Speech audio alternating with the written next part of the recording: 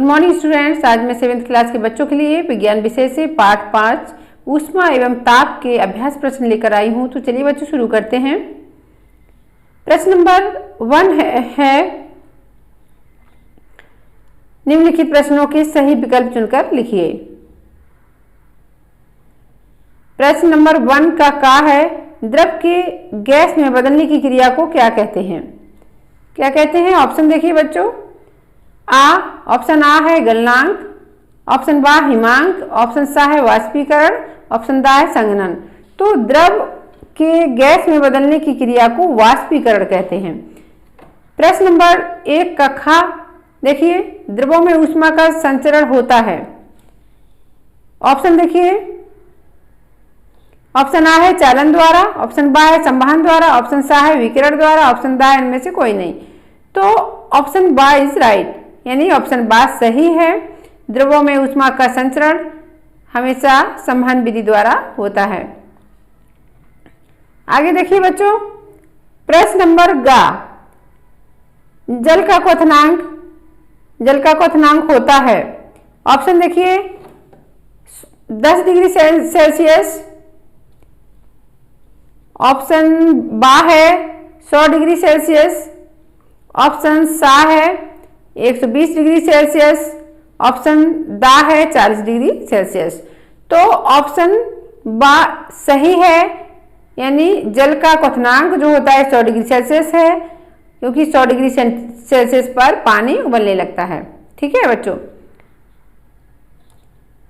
Next है प्रश्न number घ है ऊष्मीय ऊर्जा का मात्रक है, यानी ऊष्मीय ऊर्जा का मात्रक है। ऑप्शन देखिए मीटर, ऑप्शन आ है मीटर, ऑप्शन बा है जूल, ऑप्शन सा है न्यूटन, ऑप्शन दा है कूलम। तो ऑप्शन बा सही है, जूल। ऊष्मीय ऊर्जा का मात्रक क्या है? जूल। क्वेश्चन नंबर इंगा देखते हैं। ऊष्मा का कुचालक है।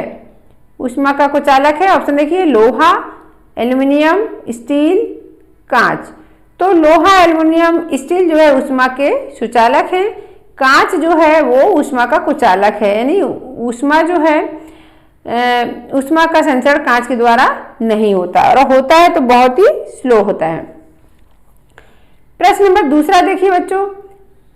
निम्नलिखित कथनों में से सही कथन पर राइट और गलत कथन पर रॉन्ग का निशान लगाएं।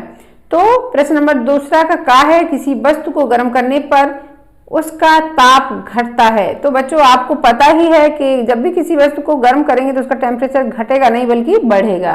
तो ये रॉन्ग है। ठीक है। प्रश्न नंबर 2 का खा है ठोस वस्तुओं में ऊष्मा का संचरण चालन द्वारा होता है। ये सही है। ठोस वस्तुओं में जो ऊष्मा का संचरण होता है वो चालन विधि के द्वारा होता है। एक स्थान से या एक सिरे से दूसरे सिरे पर चालन विधि द्वारा ऊष्मा का संचरण होता है। प्रश्न नंबर 2 का गा है वस्तु द्वारा ली गई ऊष्मा वस्तु के द्रव्यमान पर निर्भर करती है। ये सही है। प्रश्न नंबर घ है अवस्था परिवर्तन के समय वस्तु का ताप स्थिर रहता है।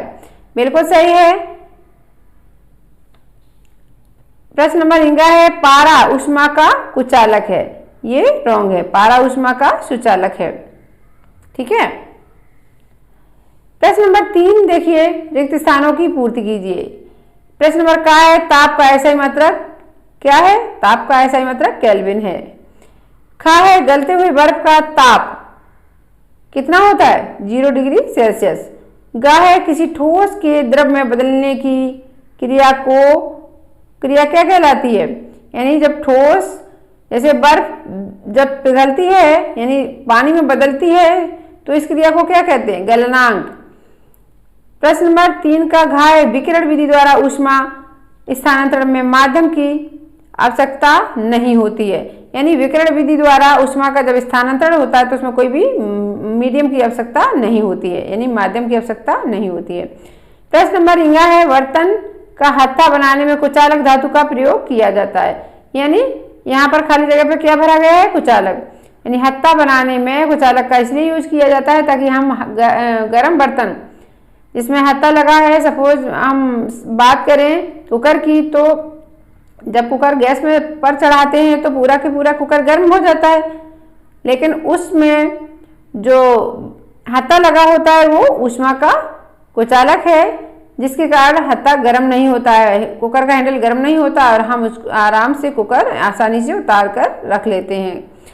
प्रश्न नंबर 4 देखिए, कॉलम का और कॉलम खा का मिलान करना है। ठीक है, कॉलम का में क्या है, किसी कॉलम का के अंतर्गत निम्न पॉइंट है। का है, पॉइंट नंबर का है किसी वस्तु का ताप। ठीक है, खा है ठोस में ऊष्मा का स्थानांतरण, गा है स्थिर ऊष्मा का, घा है ठोस को गर्म करने पर और इंगा है विशिष्ट ऊष्मा। अब इनको हमें मिलाना है कॉलम खा से। किसी वस्तु का ताप चालन द्वारा उसके आयतन में प्रसार होता है, तापमापी द्वारा मापते हैं। तो किसी वस्तु का ताप किससे मापते हैं, तापमापी द्वारा, थर्मामीटर से। ठोस में ऊष्मा का स्थानांतरण किस विधि द्वारा होता है, देखते हैं। ठोस में ऊष्मा का स्थानांतरण चालन द्वारा होता है, अभी बताया था।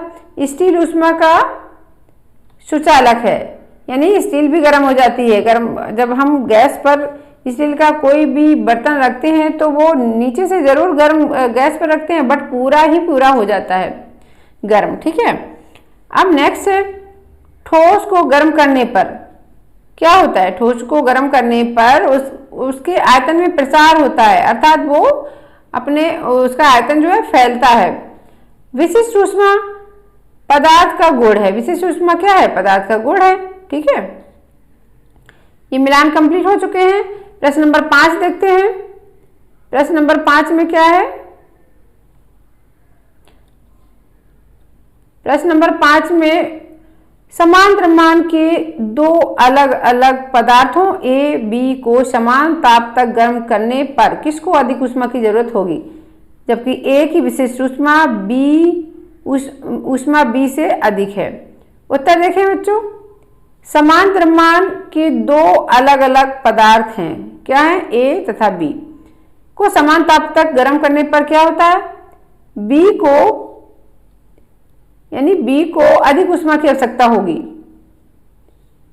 क्योंकि बी की विशिष्ट ऊष्मा ए से कम है। यानी जिसकी विशिष्ट ऊष्मा कम होती है उसे अधिक ताप की जरूरत होती है, अधिक गर्म करने की जरूरत होती है। प्रश्न नंबर 6 देखते हैं। गैसों के प्रसार को एक क्रियाकलाप के द्वारा स्पष्ट कीजिए। इसका मीन्स है कि गैसों के प्रसार को क्रियाकलाप के द्वारा बताइए। तो देखते हैं, स्पष्ट करने के लिए निम्नलिखित क्रियाकलाप को देखते हैं। तथा स्वच्छ छोटी बोतल के मुंह पर एक बिना फूला गुब्बारा बांधना है। ठीक है, बड़े मुंह के बर्तन में रखेंगे, यानी कांच की एक शीशी लेते हैं और खाली शीशी में क्या करते हैं, शीशी के मुंह पर एक बलून बांध देते हैं बिना फूला हुआ। अब हम क्या करते हैं, उस बोतल को चौड़े मुंह के बर्तन में रखेंगे और इस बर्तन में गर्म पानी डालेंगे। ऐसा करने पे गुब्बारा फूल जाता है, क्योंकि गर्म जल के कारण बोतल के अंदर की हवा भी गर्म हो जाती है और हवा भी गर्म होकर क्या करती, फैलती है। ठीक है, और जिससे क्या होता है, और बोतल के मुंह पर जो गुब्बारा लगा है वो उसमें वो हवा प्रवेश कर जाती है, जिसके कारण गुब्बारा फूल जाता है। और बोतल को गर्म जल से निकालकर जब ठंडा करने पर, यानी बोतल को गर्म जल से निकालकर ठंडा करने पर गुब्बारा वापस पिचक जाता है। इससे क्लियर होता है कि गैसों में भी प्रसार होता है। गर्म करने पर गैसें फैलती हैं और ठंडा करने पर सिकुड़ती हैं। कहने का मतलब क्या है, क्रियाकलाप में आपको एक बोतल लेनी है और बोतल खाली होनी चाहिए, उसमें एक बिना फूला बलून बांध देते हैं उसके मुंह पर, बोतल के मुंह पर। अब उस बोतल को चौड़े मुंह के बर्तन में रखेंगे और इस बर्तन में गर्म पानी डालेंगे। ऐसा करने पर गुब्बारा फूल जाएगा। क्यों? क्योंकि गर्म जल के कारण बोतल के अंदर की जो हवा है वो फैलेगी और वो बोतल के मुंह से गुब्बारे में प्रवेश कर जाती है। ठीक है, गुब्बारा जिसके कारण फूल जाता है। अब क्या करना है, बोतल को गर्म पानी से निकाल करके ठंडा करते हैं तो गुब्बारा वापस पिचक जाता है।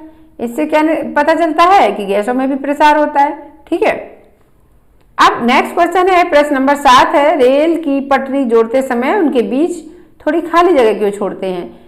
तो उत्तर देखिए बच्चों, रेल की पटरियों को जोड़ते समय उनके बीच कुछ खाली जगह छोड़ दी जाती है क्योंकि गर्म होकर पटरियां फैलती हैं, और ठीक है, इसलिए खाली जगह छोड़ दी जाती है ताकि गर्म होकर पटरियों के फैलने पर वो टेढ़ी ना हो जाए। ठीक है।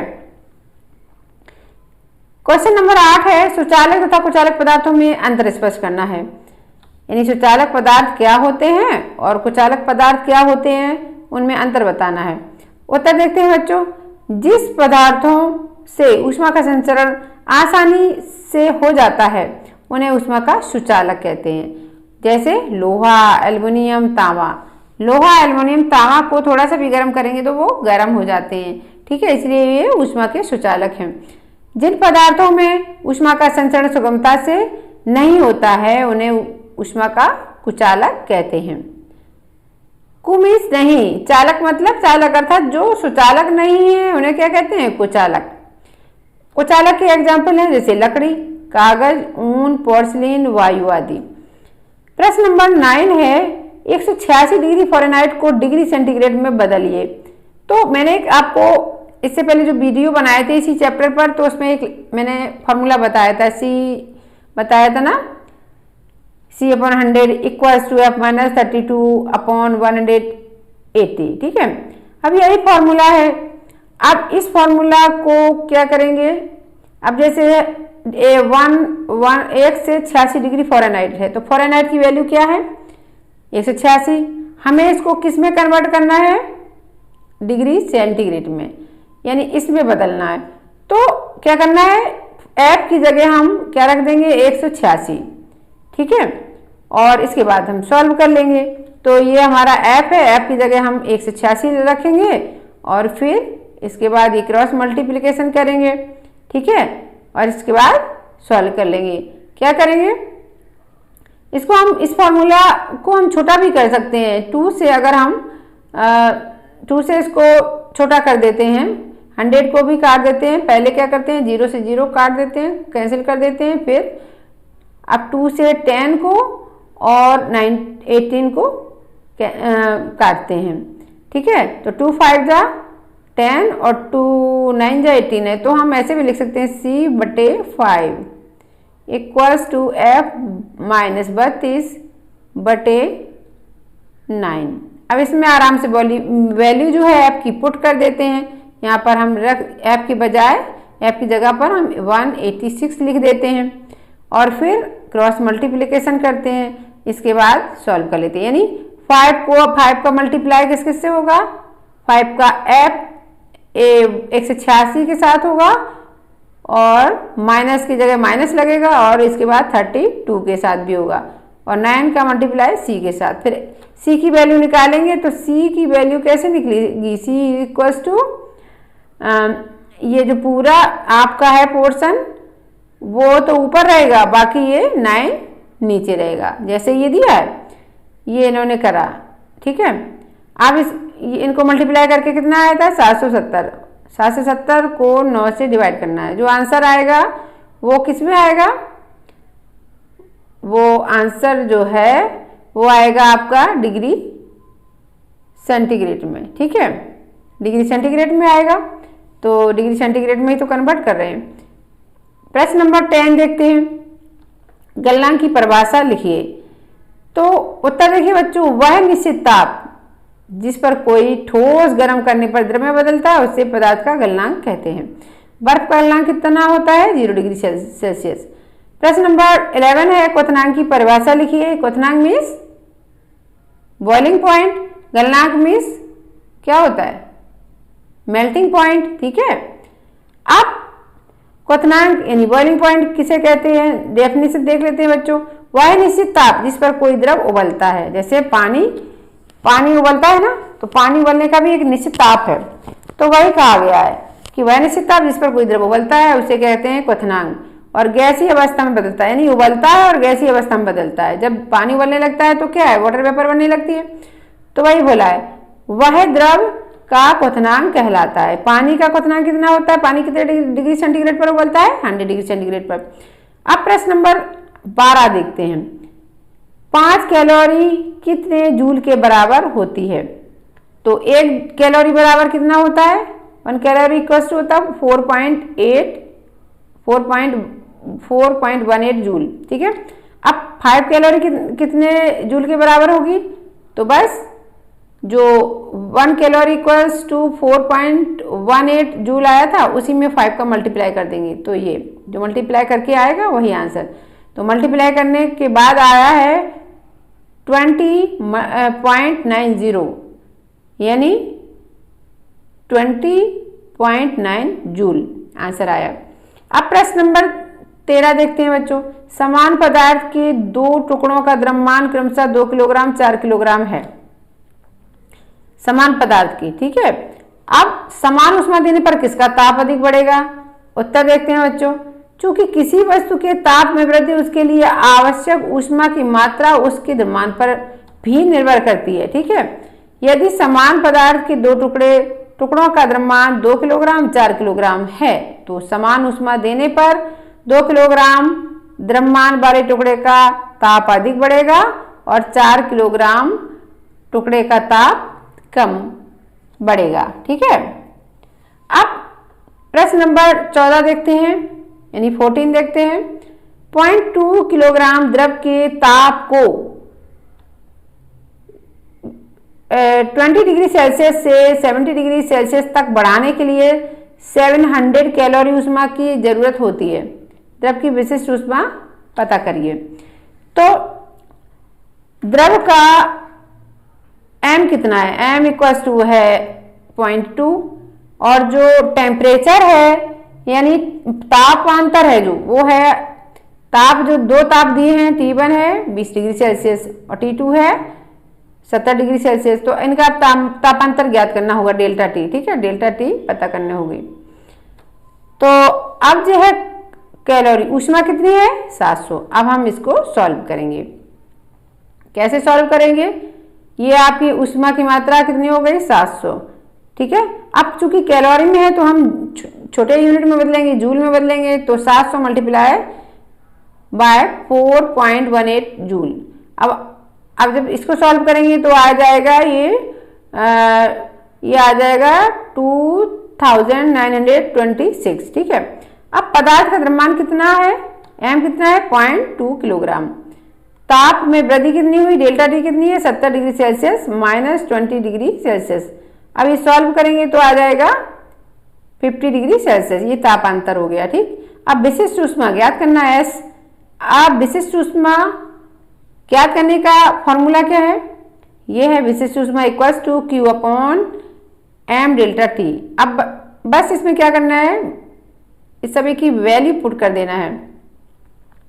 जैसे Q क्या है, यानी Q जो है आपकी ऊष्मा की मात्रा कितनी आई थी 2926। तो अब यहाँ पर Q की प्लेस पर हम यही लिखेंगे। ठीक है, ये लिख दिया। अब m यानी द्रव्यमान कितना था 0.2, फिर मल्टीप्लाई डेल्टा T, तापांतर कितना आया था 50 डिग्री सेल्सियस। अब क्या करेंगे, हम इनको सॉल्व करेंगे। ऊपर की वैल्यू में तो कोई चेंज नहीं होगा तो जैसे तैसे लिख देंगे। अब 50 मल्टीप्लाई 2 कितना हुआ 100 आया और इसमें एक डेसिमल 1 डिजिट बाद लगा है तो यहाँ पर 10 आएगा। ठीक है, अब हम क्या करेंगे 10 से 2926 को डिवाइड करेंगे तो आंसर आएगा 292.6 जूल प्रति किलोग्राम डिग्री सेल्सियस। ठीक है, अब आगे देखिए बच्चों, आगे आपको देखना है जैसे 292.6 जूल प्रति किलोग्राम डिग्री सेल्सियस को कैलोरी में बदलना है। ठीक है, कैलोरी को जूल में बदलने के लिए क्या करते थे 4.18 से मल्टीप्लाई करते थे। ठीक है, अब हम क्या करेंगे जूल को कैलोरी में बदलेंगे। ठीक है, तो डिवाइड करेंगे तो जो भी आपकी ये जो जूल है जूल को 4.18 से डिवाइड कर देंगे। ठीक है, जो आंसर डिवाइड करने पर आपका आंसर आएगा 70 कैलोरी प्रति डिग्री सेल्सियस। ठीक है, आगे देखते हैं। क्वेश्चन नंबर 15 है क्वेश्चन नंबर 15 क्या है?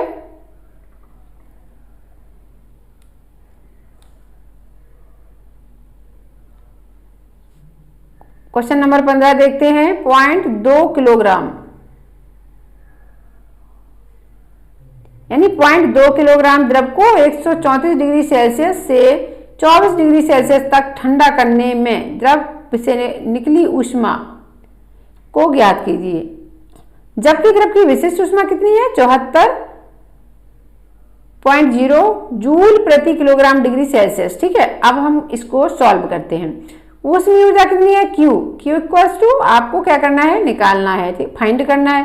पदार्थ का द्रव्यमान कितना है? 0.2 किलोग्राम। पदार्थ की विशिष्ट ऊष्मा कितनी है? 750 जूल प्रति किलोग्राम डिग्री, ठीक है, सेल्सियस। अब ये क्या है? 110 डिग्री सेल्सियस, यानी इसको आगे देखते हैं हम क्या इसको सॉल्व करेंगे। ये जो है 110, यानी आपका जो तापांतर कितना आया? 110 डिग्री सेल्सियस। ठीक है, अब ऊष्मीय ऊर्जा Q equals to MS delta T, बस सीधा का सीधा वैल्यू पुट कर देना है। तो M की जगह हम लिख देंगे 0.2 किलोग्राम। ठीक है, फिर मल्टीप्लाई जूल, यानी आपका विशिष्ट ऊष्मा की जगह 750 जूल लिखेंगे।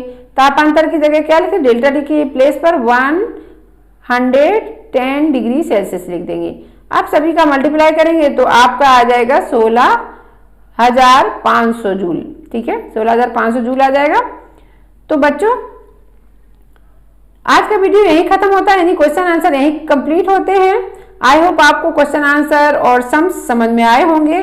समझ में आए हैं तो इसे लाइक करें, शेयर करें, कमेंट करें, और न्यू है तो चैनल को सब्सक्राइब करें। कमेंट अवश्य करें बच्चों, आपको समझ में आया है तो अच्छा कमेंट करें, और नहीं आया है तो उसकी कमियों को बताएं जिससे मैं उसमें सुधार ला सकूं। Okay, bye, take care.